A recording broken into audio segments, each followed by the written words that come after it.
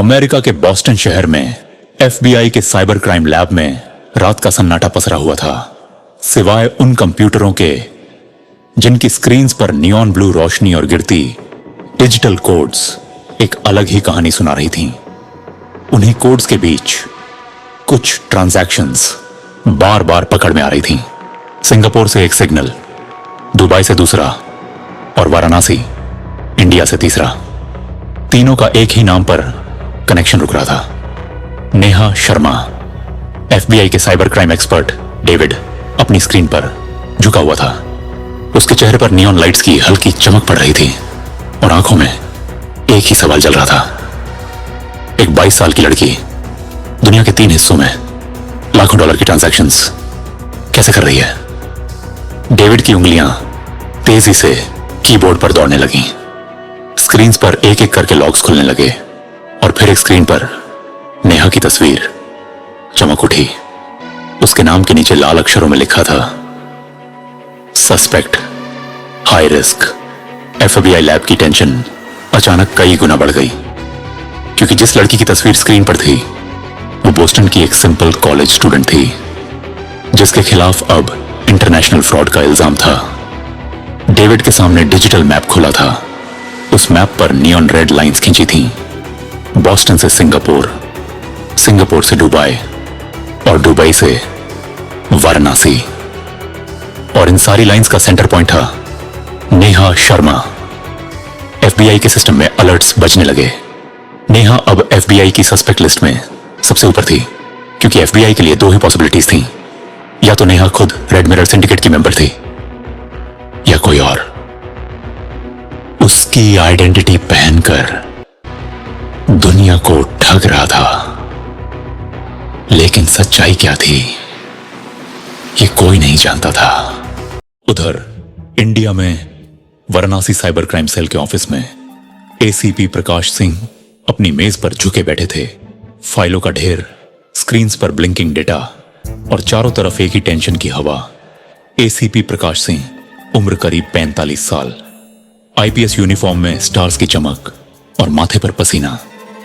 उनके सामने पड़ी थी एक कॉन्फिडेंशियल रिपोर्ट जिस पर लिखा था, सस्पेक्ट नेहा शर्मा। एसीपी ने रिपोर्ट को गहराई से देखा। ट्रांजैक्शन रिकॉर्ड उनके हाथ में थे। सिंगापुर, दुबई और फिर वाराणसी, इन तीनों जगहों की ट्रांजैक्शंस एक ही डिजिटल आईडी से लिंक्ड थीं, नेहा शर्मा। एसीपी प्रकाश सिंह की आंखों में डिसबिलीफ था। बॉस्टन की एक लड़की वाराणसी में अकाउंट हैक कर सकती है।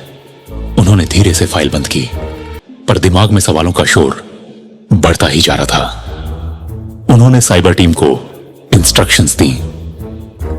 बॉस्टन यूनिवर्सिटी के सीसीटीवी निकाले, नेहा की हर ऑनलाइन एक्टिविटी ट्रेस करो और वाराणसी के बैंक से वॉइस वेरिफिकेशन मांगो। मुझे सच चाहिए, किसी भी कीमत पर। साइबर सेल के बड़े स्क्रीन पर अचानक एक पॉपअप खुला, Neha Sharma, voice match 80% confirmed. ACP का चेहरा और ज्यादा सख्त हो गया। वाराणसी साइबर सेल अब ऑलमोस्ट श्योर था कि नेहा ही उस अकाउंट हैकिंग में शामिल थी, पर एसीपी प्रकाश सिंह का दिल यह मानने को तैयार नहीं था। सवाल अभी भी वही था, क्या सच में नेहा ने यह सब किया था, या कोई उसकी आइडेंटिटी के पीछे छिपकर खेल खेल रहा था? बॉस्टन की उस ठंडी रात में नेहा अपनी लैपटॉप स्क्रीन पर खाली खाली नजरों से देख रही थी। उसकी उंगलियां कीबोर्ड पर ठहरी हुई थीं, जैसे किसी अनकहे डर ने उसे जकड़ लिया हो। उसके इनबॉक्स में एफबीआई के मेल भरे पड़े थे। We need to question you immediately, FBI surveillance in effect. हर मेल उसकी सांसें और छोटी कर रहा था। उधर हॉस्पिटल से भी मैसेज आया था, patient critical, ICU, shift required. Neha की मां आईसीयू में चली गई थी। नेहा की आंखों से आंसू बह निकले। उसके दिमाग में एक साथ 2 ही बातें घूम रही थीं, मां की जिंदगी और एफबीआई की इन्वेस्टिगेशन। और फिर उसके मोबाइल पर एक इंडियन नंबर फ्लैश हुआ, एसएससीपी प्रकाश सिंह, वाराणसी पुलिस। नेहा ने ट्रेम्बलिंग फिंगर्स से फोन उठाया। नेहा, तुम्हारे नाम पर वाराणसी में लाखों का बैंक फ्रॉड हुआ है। तुम्हारी वॉइस सैंपल्स भी मैच हो रही हैं। तुमसे पूछताछ करनी होगी। नेहा के चेहरे पर डर और टूटन एक साथ फैल गई। नेहा की आंखों के सामने मां का चेहरा घूम गया। हॉस्पिटल की beeping machines, oxygen mask and fear of losing her mother. वो घुटते हुए बोली, मेरे पास कुछ नहीं है, न पैसे, न कोई रेड मिरर सिंडिकेट, बस मेरी मां बचा लो। पर कोई उसकी मदद नहीं कर रहा था, न बॉस्टन में, न वाराणसी में। दुनिया भर की एजेंसीज अब उसी के पीछे थी। नेहा के आंसू बहते रहे। उसके सामने बस दो रास्ते थे, या तो सरेंडर कर दे या फिर दुनिया से गायब हो जाए। बॉस्टन के FBI हेडक्वार्टर्स में एक हाई सिक्योरिटी कॉन्फ्रेंस रूम में अचानक इमरजेंसी मीटिंग बुलाई गई। रूम के चारों तरफ जियंट LED स्क्रीन्स, जिस पर वीडियो कॉल पर जुड़े थे FBI साइबर क्राइम डिवीजन के ऑफिसर्स और इंडिया के वाराणसी साइबर सेल के top officers ACP Prakash Sinha के साथ। सभी की नजरें सिर्फ एक फाइल पर थीं, Neha Sharma. Prime suspect ACP Prakash Singh ने सीधा सवाल फेंका, बॉस्टन से लेकर वाराणसी तक हर ट्रांजैक्शन नेहा की डिजिटल ID से लिंक हो रही है। वॉइस मैच भी 80% कंफर्म है। अब और क्या प्रूफ चाहिए? FBI का एजेंट डेविड भी टेबल पर फाइल रखते हुए बोला, Neha's IP address routes through multiple proxies, but every trace ends back to her Boston dorm wifi. Room में सन्नाटा छा गया, क्योंकि अब दो देशों की एजेंसीज को एक ही शक था, नेहा शर्मा ही रेड मिरर सिंडिकेट की ऑपरेटिव है। ACP प्रकाश सिंह ने कड़क आवाज में कहा, अगर नेहा इनोसेंट होती तो इतनी सारी ट्रांजैक्शंस उसके नाम पर कैसे पॉसिबल हैं? FBI का डेविड बोला, यदि कोई उसकी पहचान चोरी कर ले, but right now evidence points to her. Meeting के आखिरी मिनट में FBI ने ऑफिशियल नोट पास किया, नेहा शर्मा अब एक प्राइम सस्पेक्ट है। Initiate surveillance, prepare for possible arrest. ACP Prakash Singh ने धीमी सांस ली, लेकिन उनकी आंखों में अभी भी एक संदेह था। क्या सच में नेहा दोषी है या कोई और उसके चेहरे के पीछे छिपा हुआ है? बॉस्टन की रात, बारिश की बूंदों में भी एक अजीब सी साजिश खुली हुई थी। नेहा अपने कमरे में अकेली बैठी थी, आंखों में थकान और दिमाग में FBI और पुलिस के सवालों का शोर। तभी उसके लैपटॉप पर अचानक एक विंडो पॉप हुई, शैडो कॉलिंग। नेहा की सांसें जैसे थम गईं, उसके हाथ कांपने लगे। उसने ट्रेम्बलिंग फिंगर से कॉल एक्सेप्ट की। स्क्रीन पर वही जाना पहचाना सिलुएट, ब्लैक हुडी, चेहरे पर अंधेरा, आवाज रोबोटिक डिस्टॉर्शन में, Neha they're closing in on you. Neha घबरा कर बोली, तुम कौन हो और क्यों मुझे फंसा रहे हो? शैडो ने बिना इमोशन के कहा, ये तुम्हारी बात नहीं है, ये रेड मिरर सर्वर एक्सेस है, your identity is compromised. Neha की आंखों में आंसू आ गए, पर मेरी मां वो हॉस्पिटल में है और FBI मुझे अरेस्ट कर लेगी। शैडो धीरे से बोला, disappear Neha, go underground, it's the only way to save your mother and yourself. Neha ने लैपटॉप बंद कर दिया। उसके दिल में सिर्फ एक बात गूंज रही थी, अंडरग्राउंड जाना ही आखिरी रास्ता है या फिर सब खत्म हो जाएगा। नेहा का दिल जैसे शैडो की बातों से और भारी हो गया। वो चेयर पर सिर झुकाकर बैठ गई और आंखों में आंसुओं की परत के पीछे उसे याद आने लगे वो पुराने पल जब सब कुछ ठीक था। बेनारस की वो सुबह जहां नेहा अपनी मां के साथ गंगा घाट पर बैठा करती थी। मां के हाथों की गर्म चाय, सूरज की पहली किरणें और गंगा की बहती लहरें, सब कुछ कितना सुकून भरा था। मां की हंसी, उसकी आवाज, नेहा, दुनिया चाहे जितनी भी बदल जाए, सच्चाई से कभी मत डरना। पर आज वही दुनिया इतनी बदल चुकी थी कि नेहा को खुद पर भी शक होने लगा था। बेनारस की उन गलियों में जहां उसकी हंसी गूंजती थी, अब उसे हर कोना डरावना लगने लगा। नेहा को याद आया जब उसने बॉस्टन जाने का सपना देखा था, मां ने अपनी सोने की चूड़ियां बेचकर उसका वीजा स्पॉन्सर किया था। आज वही सपना उसके वर्स्ट नाइटमेयर में बदल चुका था। नेहा के लिए सब कुछ खत्म होता लग रहा था।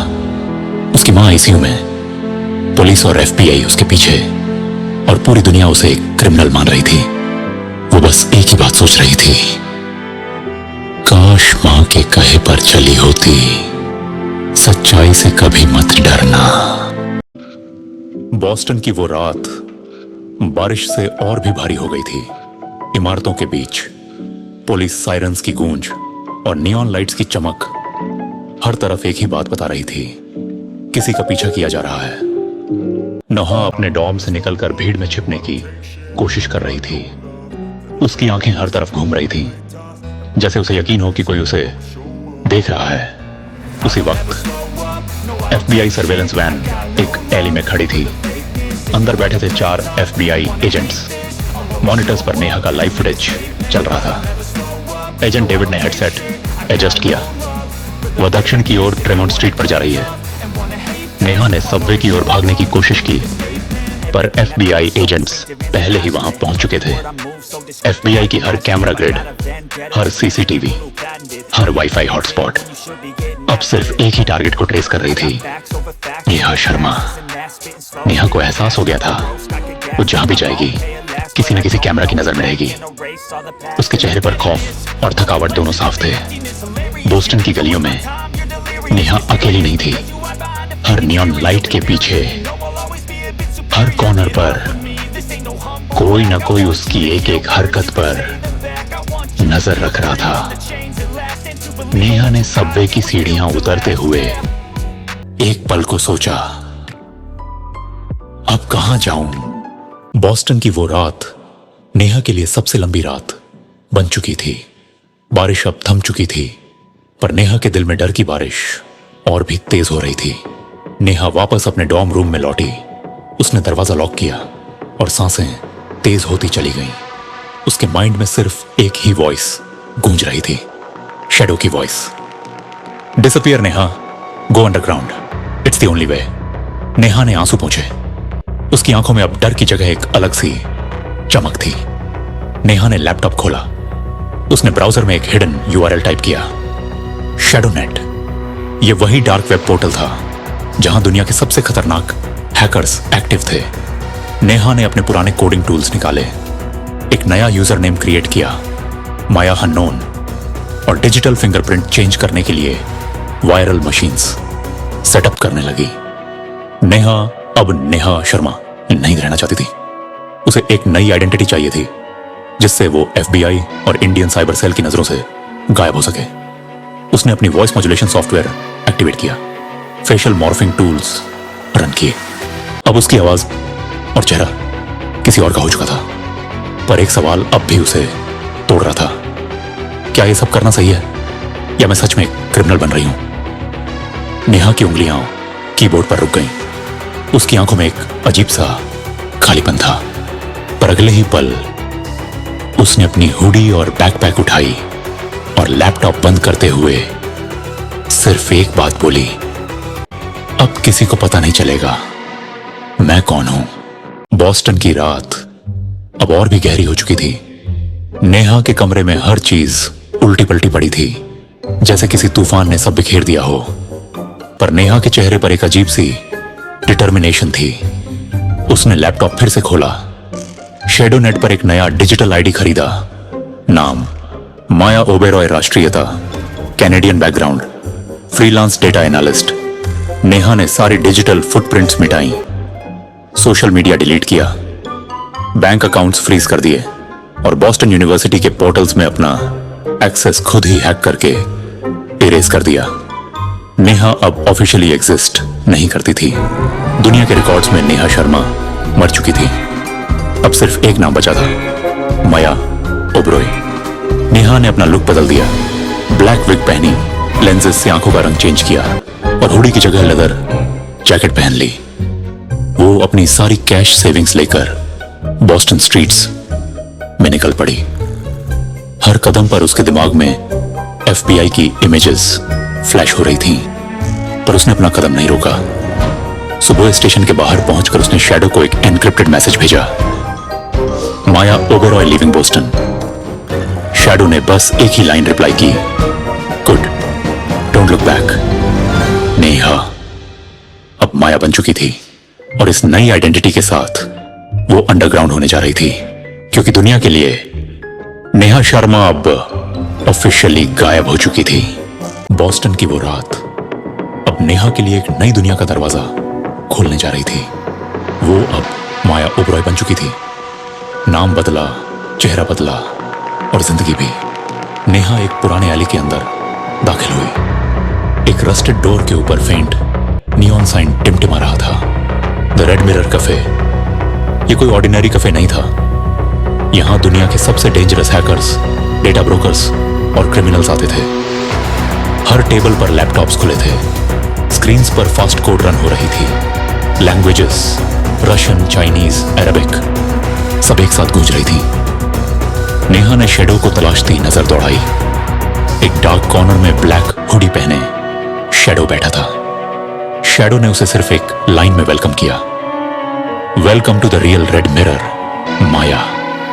शैडो ने नेहा के सामने एक लैपटॉप घुमा दिया।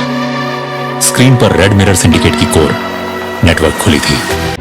नेहा के सामने पहली बार सच आया। रेड मिरर सिंडिकेट कोई छोटा हैकर ग्रुप नहीं था। ये एक ग्लोबल साइबर माफिया था, जिसके टेंटिकल्स दुनिया की हर इकोनॉमी, बैंक और गवर्नमेंट में घुसे थे।